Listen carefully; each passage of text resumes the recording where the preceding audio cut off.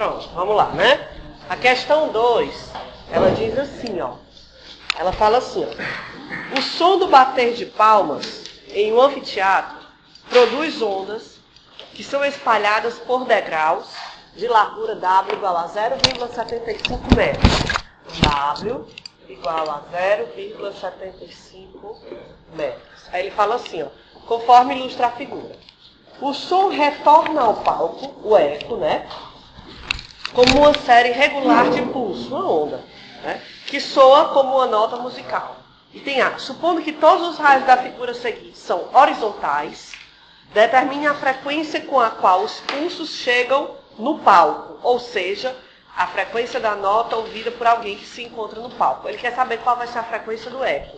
Se o anteparo fosse todo plano, a frequência emitida ia ser a mesma ouvida, né? Só que o que acontece? A onda, a figurinha inclusive mostra isso, ela vai ser refletida em tempos diferentes em cada degrau, né? A primeira onda aqui em cima, ela gasta um tempo maior para ser refletida do que a de baixo, que gasta um tempo maior que a de baixo, e assim. Por quê? Porque essa daqui tem que andar mais que a outra. W na ida e W na volta, né? Então, essa diferença de percurso vai provocar uma diferença na frequência, né? O que eu vou dizer, então? Ora, eu sei que a onda viaja com velocidade uniforme, constante, V. E eu sei que ΔX é igual a VT. Esse tempo aqui está relacionado ao comprimento, né? Se eu olhar só para a diferença de percurso, a diferença de percurso da primeira para a segunda onda é de quanto? W, 2W. W indo, W voltando. 2W. Então, 2W é que vai dar essa diferença na frequência e, portanto, no tempo. Ora, mas se eu sei que o tempo é 2W sobre V, a frequência, por definição, é inverso disso, né? Então, a frequência que ele quer que a gente determine vai ser V sobre 2W. Onde V é a velocidade do som no ar. Ele não dá, mas ele assume que você consulta lá no apêndice 343 metros por segundo, né? Daí você acha uma frequência de quanto? 2,3 Hz. 10A? Certo? Aí ele pergunta mais alguma coisa. Ele fala assim, ó. Se a largura W dos degraus fosse menor, a frequência seria maior ou menor? Se você diminui o W, o que acontece com a frequência? Aumenta, né? É só olhar para a expressão. Mas você também pode lembrar, a gente já falou disso daqui. Inclusive, quando eu fui falar, na aula passada mesmo, a gente falou isso. Que dependendo do comprimento, quanto maior o comprimento, mais grave é o som que aquele comprimento produz. Menor a frequência, inversamente proporcional. Lembra, eu até falei do violino, menor, frequência alta, né, som agudo. O violoncelo bem maior, frequência baixa, som grave. Quanto maior o comprimento, menor a frequência, né? Inversamente proporcional. A terceira questão diz assim, na figura seguinte, um som com comprimento de onda de 40 centímetros, então, um lambda igual a 40 centímetros, se propaga para a direita em um tubo que contém uma bifurcação, né? Ao chegar à bifurcação, a onda se divide em duas partes. Uma parte se propaga em um tubo em forma de semicircunferência e a outra parte se propaga em um tubo retilíneo, certo? As duas ondas se combinam mais adiante, interferindo-se mutuamente antes de chegarem ao detector D. Qual é, presta atenção na pergunta, qual é o menor raio R da semicircunferência para o qual a intensidade medida pelo detector é mínima? Então vamos pensar um pouquinho. Ele diz assim, ó, esse R aqui, dependendo do tamanho dele, isso vai influenciar na interferência que vai acontecer, na combinação que vai acontecer aqui, concorda? Por quê? Se não houvesse diferença de percurso, as duas ondas iam chegar lá ao mesmo tempo e a interferência seria de que tipo? Construtiva. Aliás, se não houvesse diferença de percurso, nem teria duas ondas, seria uma onda só, né? Como houve isso daí, como houve essa bifurcação, uma parte da onda vai viajar pela função curva e a outra pela porção retilínea. Existe diferença de percurso entre esses dois caminhos? Qual deles é maior, de cima ou de baixo? De cima. Então, como a onda de cima andou mais, né? Quer dizer, ela andou uma distância maior para chegar lá no destino final, pode ser que essa diferença de percurso cause uma diferença de fase na onda resultante lá, no fim da bifurcação e no detector D, né? A onda que sair aqui vai ser a mesma que o detector D vai ouvir lá, certo? Ele quer saber qual é o valor de R para minimizar a intensidade. Primeiro, qual é o menor valor possível para a intensidade sonora? 0. Seria você não ouvir nada, né? Tem uma maneira de você fazer a questão, que até alguém na manhã tentou, que é você escrever a expressão da intensidade sonora e fazer ela derivar de ser 0, já que a intensidade é mínima, né? Mas você pode fazer de uma maneira talvez mais simples, que é você analisar justamente a interferência que tem que acontecer aqui para que a intensidade seja mínima. Essa interferência tem que ser construtiva ou destrutiva? Destrutiva. Então vamos fazer aquela regrinha de 3 que a gente já fez para a aula passada, né? Já mostrou aqui na aula passada. Se eu percorrer, se a diferença de percurso for lambda, eu vou ter uma diferença de fase de 2π. Para uma diferença de percurso ΔL, eu vou ter uma diferença de fase de φ. Se eu isolar esse φ, eu posso dizer que esse φ é 2π vezes ΔL sobre... né? Onde quem é o ΔL? Vamos escrever ele bem aqui. Quem é o ΔL? É a diferença de percurso. E aí, o percurso de cima é quanto? πr. E o de baixo? 2r. Então, π menos 2. Essa aqui é a diferença de percurso, né? Vou botar lá. Certo? Vou deixar o φ aqui por enquanto. Vai ficar assim, ó. 2π ΔL. π menos 2 vezes r. π, vou botar assim, ó. π menos 2 vezes r sobre lambda, né? Ele quer o r. E esse φ aqui, o que eu faço com ele? Para a interferência ser destrutiva, seno, cosseno. Qual é o menor valor que esse argumento pode assumir para que a interferência seja destrutiva? Quanto? π.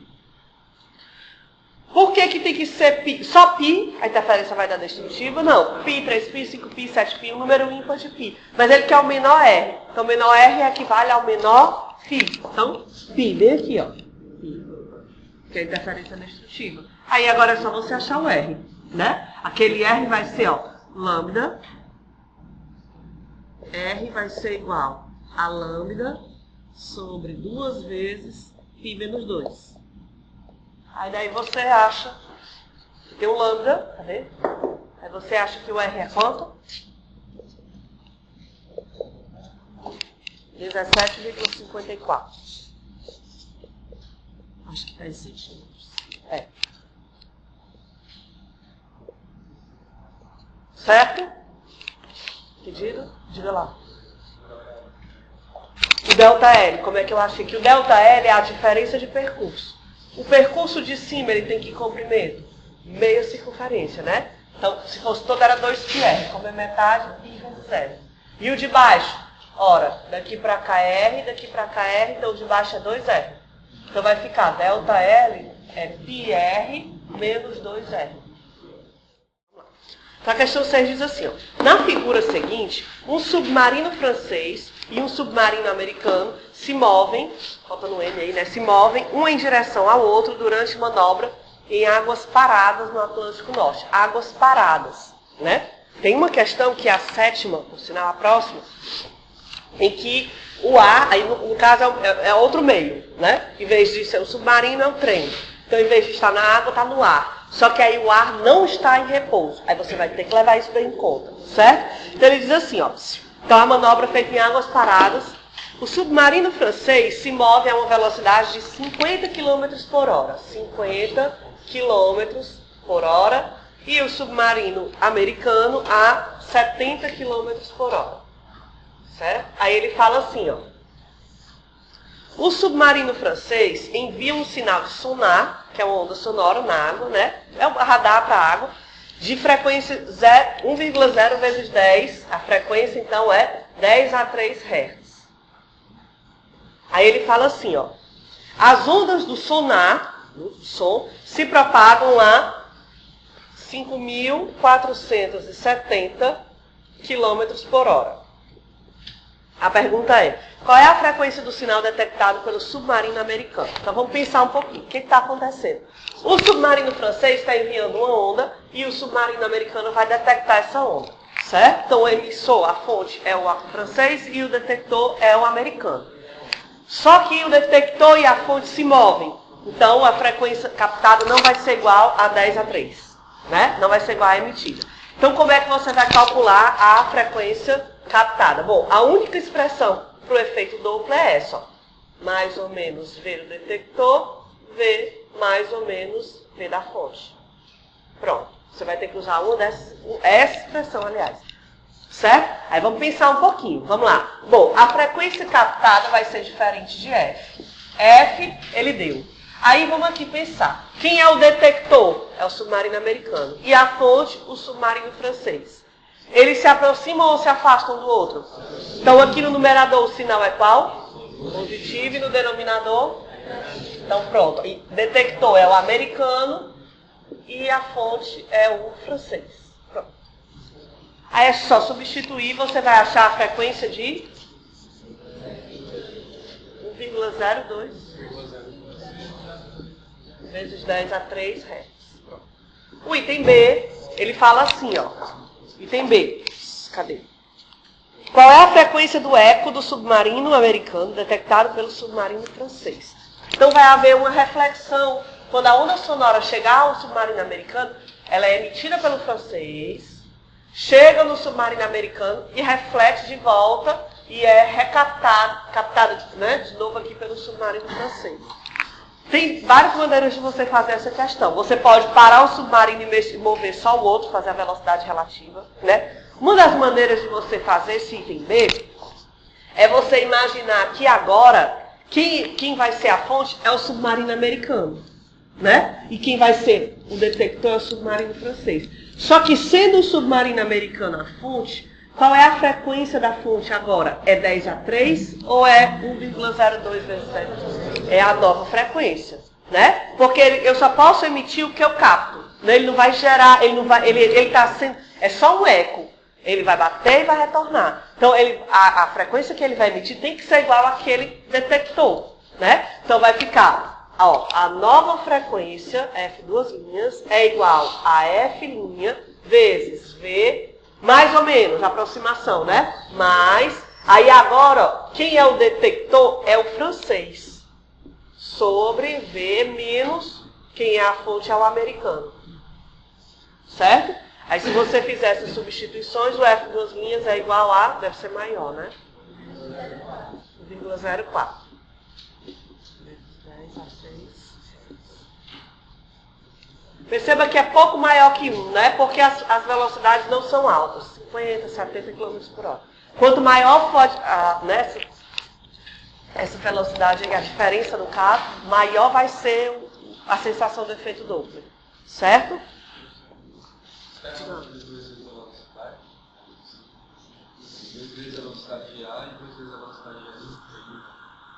Não, não tá. Aí você faria todo esse, né? Usando essa mesma frequência, tá certo.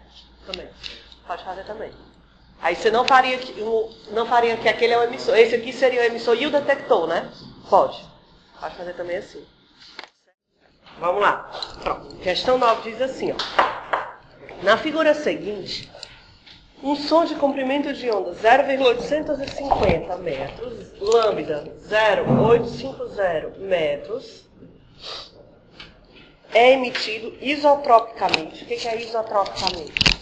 Iso é igual, né? E trópico tem a ver com o meio. Então ele é igualmente distribuído no volume, né? Homogeneamente distribuído. Por uma fonte pontual, S. O raio... eu esqueci de colocar, né? Então, aqui 1 e aqui 2. O raio de som 1, que é esse aqui de baixo, se propaga diretamente para o detector D, situado a uma distância L igual a 10 metros. L igual a 10 metros. Aí ele fala assim, ó. O raio de som 2 chega a D após refletir em uma superfície plana. Essa reflexão ocorre sobre a mediatriz do segmento de reta SD, a uma distância Dzinho do raio 1. Bem no meio, divide a reta SD ao meio, né? O D. Aí ele fala, preste atenção no enunciado. Suponha que esta reflexão, essa aqui, ó, desloca a fase da onda sonora de 0,5 lambda. Então, nessa reflexão aqui, a onda vai sofrer uma defasagem de meio comprimento de onda. Certo? Aí ele fala assim, ó, qual é o menor valor de D, diferente de zero, para o qual o som direto, que é o 1, e o som refletido, que é o 2, chegam a D e tem A em oposição de fase. Então vamos pensar um pouquinho. Olha só. Ele quer que haja, a gente fez alguma coisa parecida aqui há pouco, né? Ele quer que quando as ondas 1 e 2 chegarem bem aqui em D, elas interfiram construtivamente ou destrutivamente? Em oposição de fase, ele quer que lá, né, tenha uma oposição de fase. Ou seja, em termos de ângulo, isso significa o quê? Vamos pensar. Antes de pensar no ângulo, vamos logo escrever aqui aquela mesma relação que a gente já fez anteriormente, né? Um ângulo, um argumento de 2π equivale a um percurso de lambda, né? Um certo argumento φ vai equivaler a um percurso ΔL. Então, isolando o φ, ó, eu posso dizer que o φ é 2π ΔL sobre lambda. Certo? Então, vamos lá. Ora, eu quero que aqui eu tenha uma... Vamos botar o ciclo. Seno, cosseno. O problema diz que no detector D deve haver, as ondas devem estar em oposição de fase. E ele quer saber o menor D. Então, qual é o argumento que vai corresponder a uma oposição de fase nessa situação que ele indicou? Olha para o ciclo trigonométrico. Em termos de ângulo, não de comprimento de onda. Π, 3π, 5π, né? Ou seja, como ele quer o menor D, vamos pegar o menor argumento, π, né? Então, quando as ondas chegarem aqui, elas vão ter que estar defasadas de π. Ou meio comprimento de onda, pode ser também. Certo? Mas bem aqui já houve uma defasagem de meio comprimento de onda, que é a mesma coisa em termos de ângulo que π. Certo? Então, quando você for escrever essa equação aqui, ó, tem A, vou botar ela aqui, ó. Φ é igual a 2π sobre lambda vezes ΔL. Primeiro, quem vai ser o ΔL antes de substituir o φ? Vai ter diferença de percurso? Vai, né? Se eu chamar esse cateto aqui de x, quem é a diferença de percurso? 2x menos L. Onde quem é o x? Pronto. Ó, vai ser 2 vezes a raiz. Só Pitágoras aqui daquele ladinho, né? D ao quadrado mais L sobre 2 ao quadrado menos L. Isso tudo vezes o 2. Aliás, vezes o 2π sobre lambda. Certo? Só substituir. Você tem o L, ele deu, o D é o que ele quer, ele deu o L, o lambda ele deu, aí você diz, e esse φ? Aí agora que a gente vai pensar um pouco. Bom, eu sei que bem aqui eu tenho uma defasagem de π, porque o problema afirmou. Se ele não me afirmasse, não teria como saber. Ou seja, essa reflexão vai provocar, nesse ponto, uma defasagem de π. E bem aqui eu quero que haja uma defasagem de π. Então, quanto é que vai ser esse φ aqui? Π mais o π. O π lá de cima mais o π aqui no detector. Vou até botar assim para você lembrar. Ó. Π mais π vai ser igual a 2π sobre lambda vezes 2 vezes raiz de D2 mais L sobre 2 ao quadrado menos L todo mundo e aqui raiz. Aí daí você vai achar o D, né? Aqui 2π vai embora 2π, ó. E aí você substitui o lambda e o Lzão e acha o Dzinho, que é o que ele quer, né? O Dzinho vai ser igual a 2,10 metros. Cuidado, porque o item, se você não prestar atenção nesse fato bem aqui, ó, você vai fazer as continhas bem bonitinho e vai dar lindamente a resposta do item B. E no item B, se você esquecer, vai dar bem bonitinha a resposta do item A. Aí você imagina o quê? Que o gabarito está trocado, né?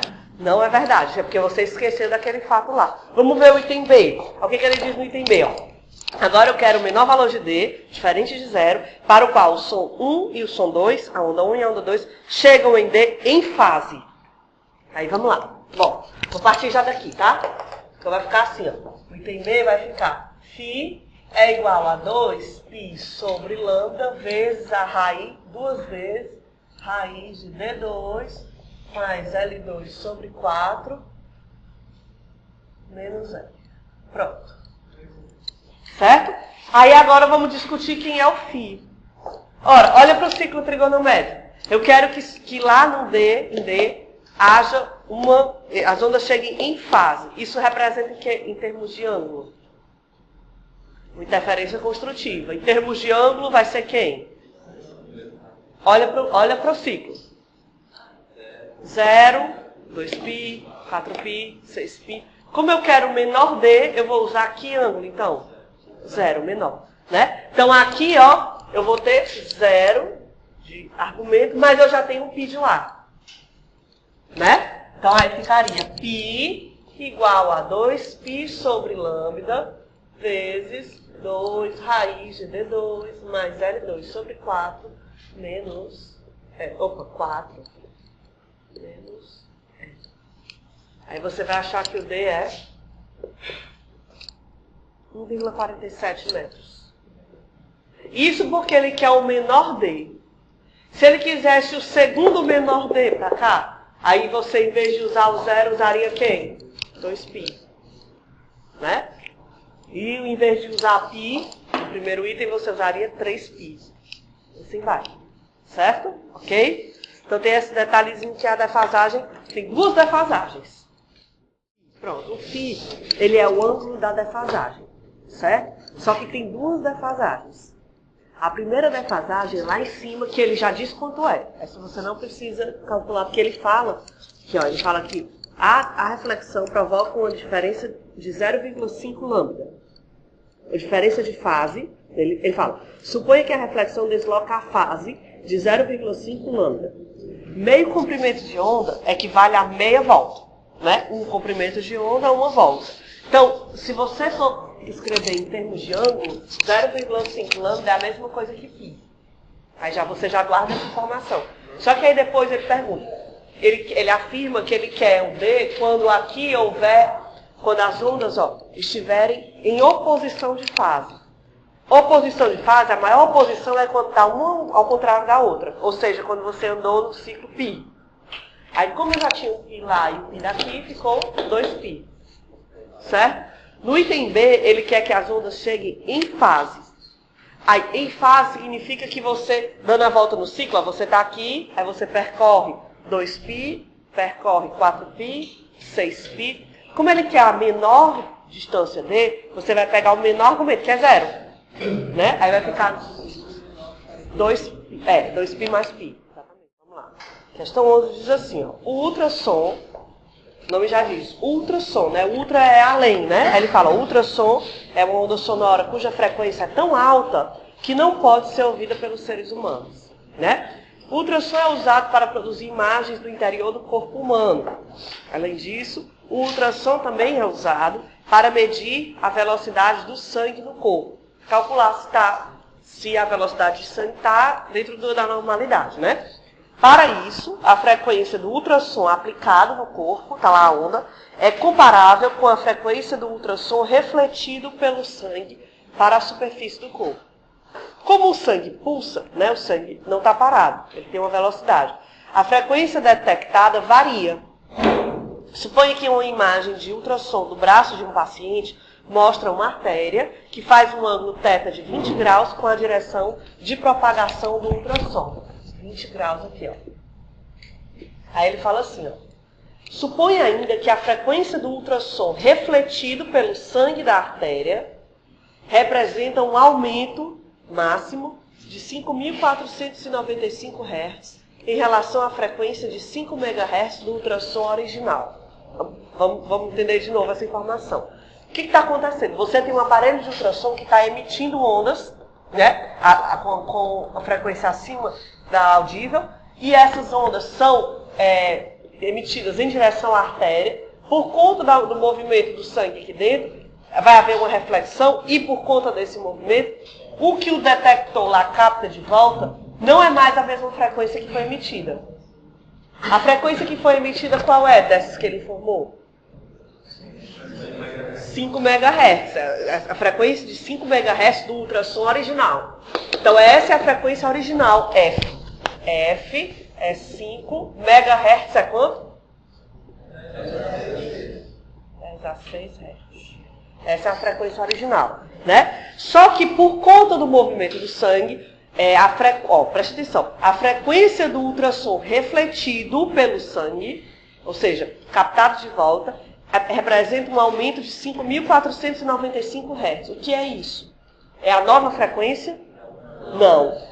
É a variação da frequência, é o ΔF, que é igual a 5.495 Hz. A nova frequência é F mais ΔF, né? Certo? Aí ele fala, na figura ao lado, nessa daí, o sangue se move, está correndo para a direita ou para a esquerda? Por quê?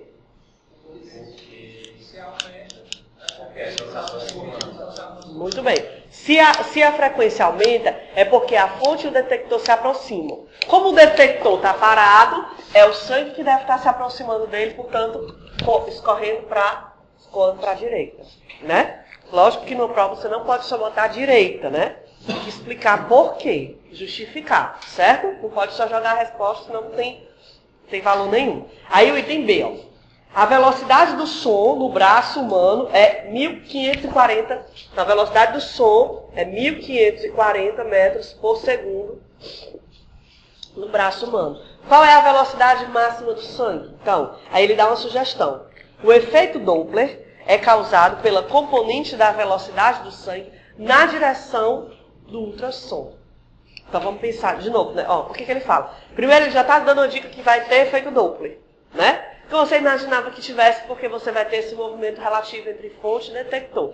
Aí ele fala, o efeito Doppler vai ser causado somente, ele não fala isso somente, mas é o que ele está querendo dizer, somente pela componente da velocidade do sangue que estiver na mesma direção do ultrassom. Ou seja, eu vou usar aí V seno ou V cosseno de 20?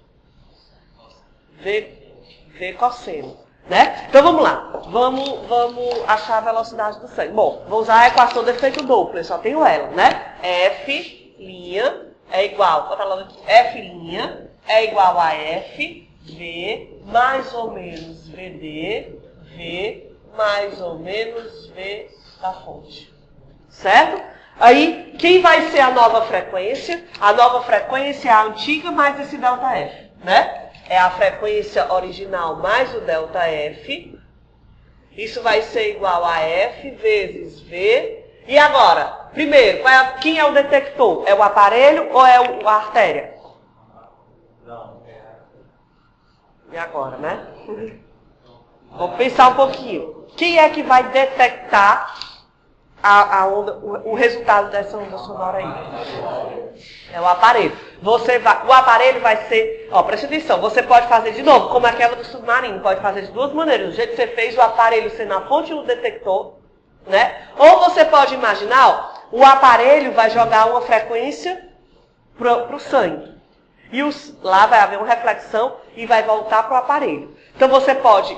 Outra maneira de fazer é olhar o aparelho como detector e o sangue como a fonte. Certo? Então ficaria assim, ó. O detector, qual é a velocidade dele? Se for ultrassom, o aparelho 0, né? De qualquer forma, nos dois casos que vai ser o detector é ultrassom.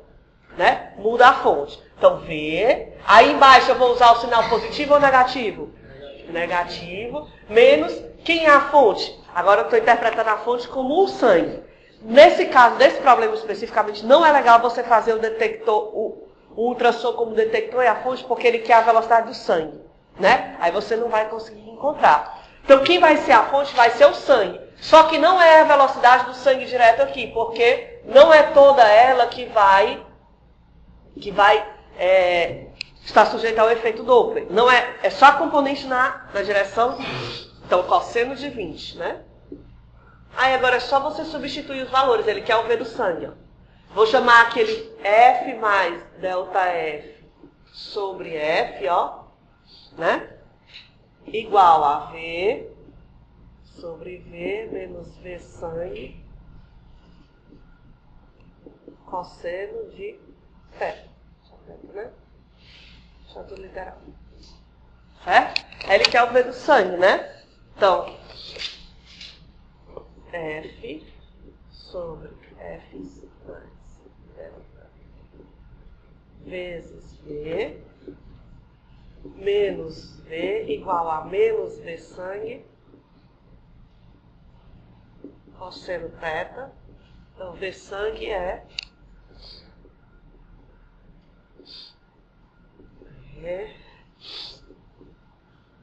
V menos, assim, ó, V1 menos F mais delta F, né? Só arrumando, certo?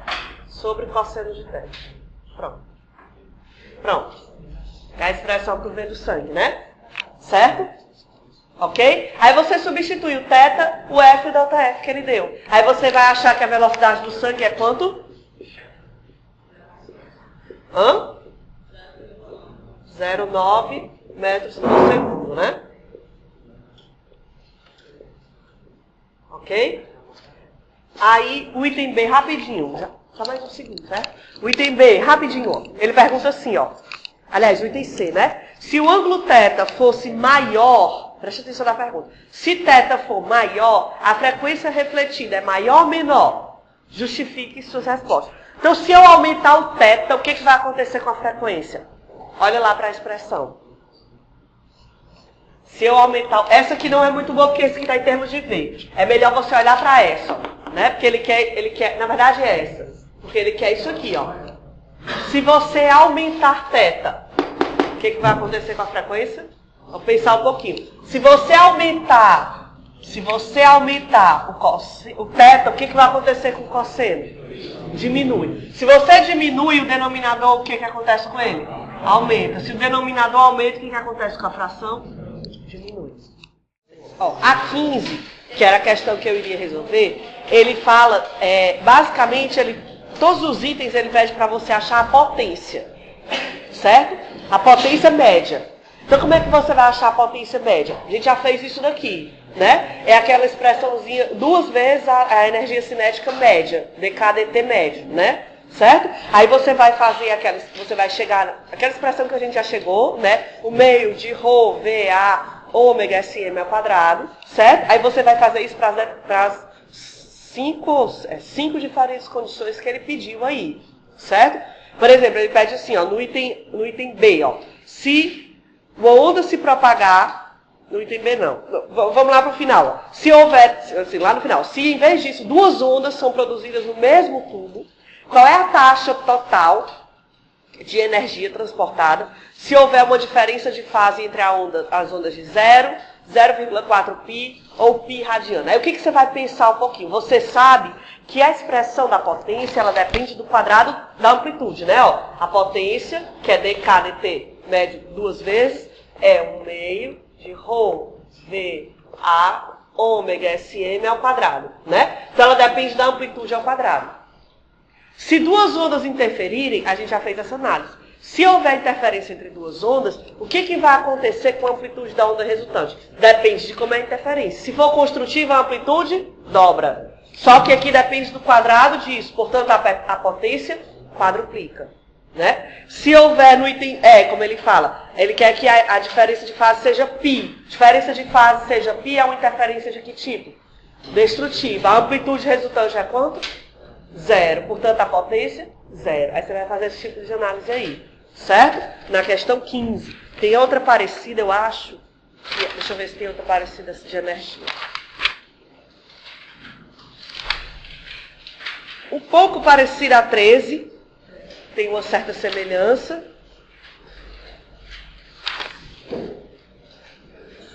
Basicamente isso. Basicamente isso. As demais são de efeito Doppler, ou aquela, por exemplo, a 5 ela é muito parecida com a 16, que tem semelhança com a 17, e a 20, que são questões onde você vai analisar aquilo que a gente fez na aula passada, o tubo sonoro aberto e fechado, né? Que tipo de harmônicos você vai formar lá dentro? Essas questões que eu mencionei agora são todas nesse estilo.